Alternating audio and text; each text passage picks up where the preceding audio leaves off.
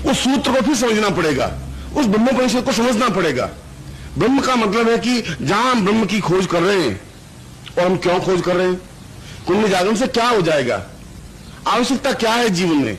इसलिए आवश्यकता है कि हम अपने जीवन में अनंत संभावनाएं, ये जीवन इतना सा नहीं है कि आप एक नौकरी करें और 4 बच्चों का पालन पोषण करें, इतना ही जीवन नहीं है।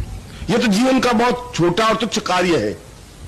इसके अलावा भी जीवन में हजारों और लाखों इतने अद्भुत और आश्चर्यजनक कार्य है कि जिसके माध्यम से उन कार्यों को आप संपन्न कर सकते हैं। इस शरीर में ही वो संभावनाएं हैं कि 7 समुद्र को फलांग करके हनुमान उस स्थान पर जा सकते हैं, और इस शरीर में वही संभावना है कि वो बहुत छोटा रूप धारण करके और यात्रा कर सकता है, और इस शरीर में ही वह संभावना है कि भीम जैसा महान व्यक्तित्व, ताकतवान, क्षमतावान व्यक्तित्व बन सकता है, और इसी शरीर में वह क्षमता है कि कृष्ण जैसा महान उद्भट विद्वान बन सकता है, क्योंकि उन्होंने उस सत्य की यात्रा करने की कोशिश की। आपने कोशिश नहीं की, इसलिए कोशिश नहीं की कि आपको ज्ञान नहीं था, चेतना नहीं थी, आपको विचार करने की क्रिया नहीं थी।